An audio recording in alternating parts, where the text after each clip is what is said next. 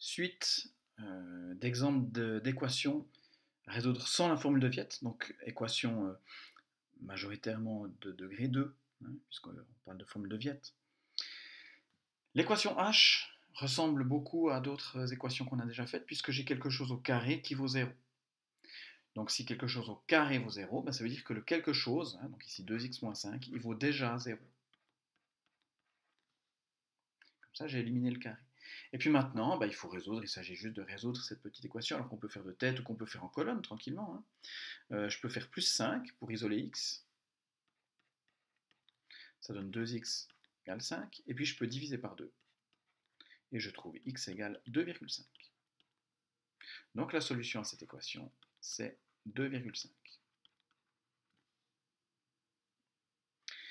L'équation suivante, alors cette fois-ci, on n'a pas affaire à une équation du deuxième degré, parce que ça ici c'est de degré 2, ça ici c'est de degré 2, donc quand je multiplie, j'aurai quelque chose de degré 4. Donc surtout, ce serait une très mauvaise idée de développer ici, ça ici, ça serait se tirer une balle dans le pied. Non, ici on a quelque chose fois quelque chose qui vaut 0.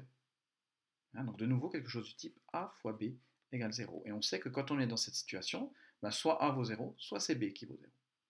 Alors, qu'est-ce que ça fait si ça vaut 0? Donc, ça veut dire que x carré moins 4 vaut 0.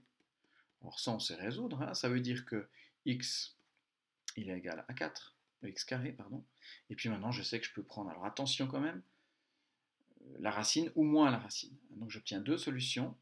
C'est plus ou moins 2. Donc, pour que cette partie, cette parenthèse ici, ce coefficient soit nul, il faut que x vale plus ou moins 2. Puis maintenant, qu'en est-il si je veux que cette parenthèse soit nulle?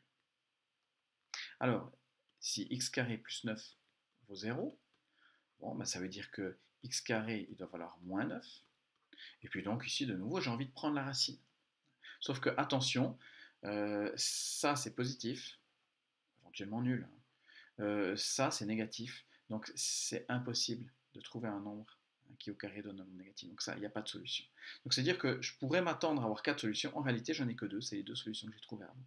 Donc c'est S égale plus ou moins 2. Équation suivante, bon, on commence à connaître le truc, hein, on a quelque chose factorisé à gauche, un 0 à droite, donc on dit bon ben soit ça vaut 0, soit c'est ça qui vaut 0. Alors si la première partie est nulle, donc 2x plus 1 vaut 0, alors de nouveau je peux le faire de tête, mais si j'y vais tranquillement, je fais moins 1 des deux côtés, donc ça fait 2x égale moins 1, et je divise par 2, ça fait x égale moins 0,5. Donc pour que cette partie, hein, ici, soit nulle, il faut que x vale moins 0,5. Premier facteur nul, x vaut moins 0,5. Si je regarde le deuxième, si je veux que x moins 5 vale 0, alors là, c'est encore plus simple. X moins 5 égale 0. On fait plus 5, hein, ça fait x égale 5. Donc j'ai deux solutions à cette équation. Ces deux solutions, c'est donc x égale moins 0,5 et x égale 5.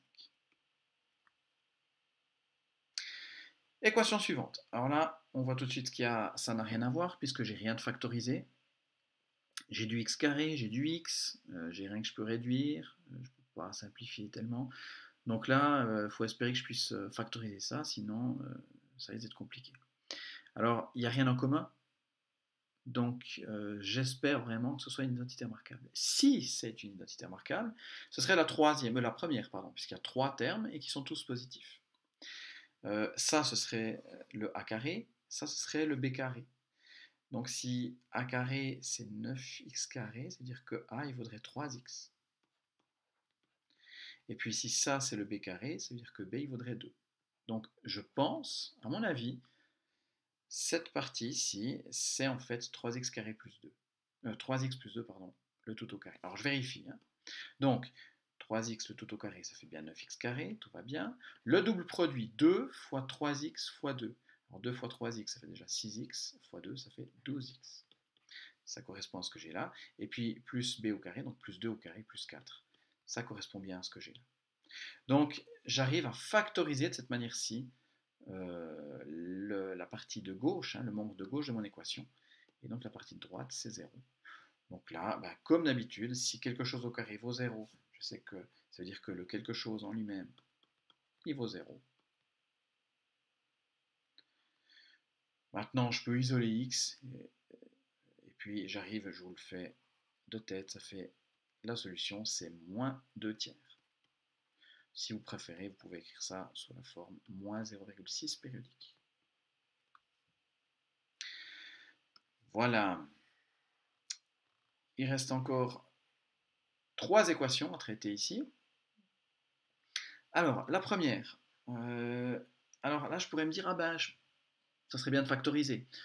Ça revient à diviser ici par 2, parce que tout ce qui est en commun ici, c'est 2. Donc je divise par 2, ça fait x carré moins 49 égale 0.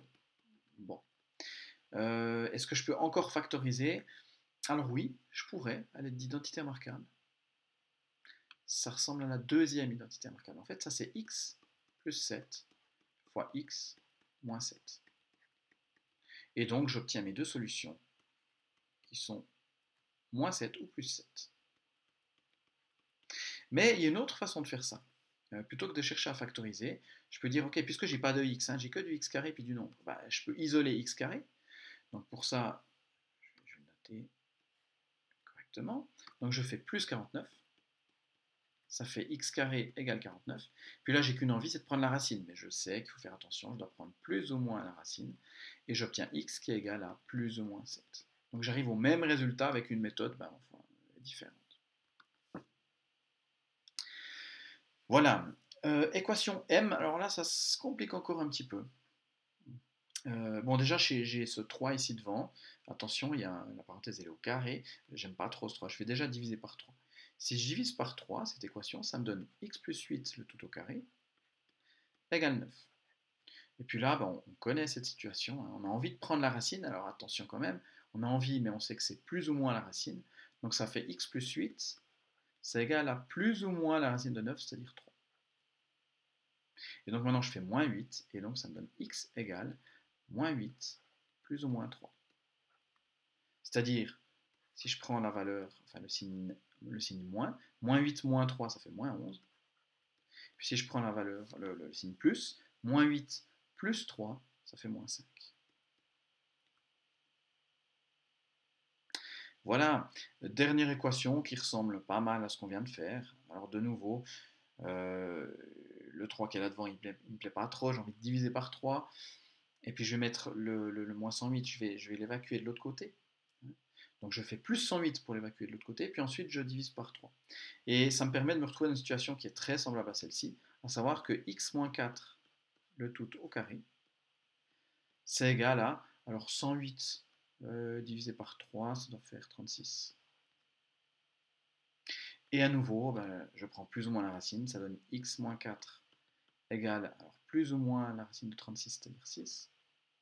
Et puis je fais plus 4 pour mettre le 4 de l'autre côté, ça fait x égale 4 plus ou moins 6. C'est-à-dire, alors si je prends la valeur négative, 4 moins 6, ça fait moins 2.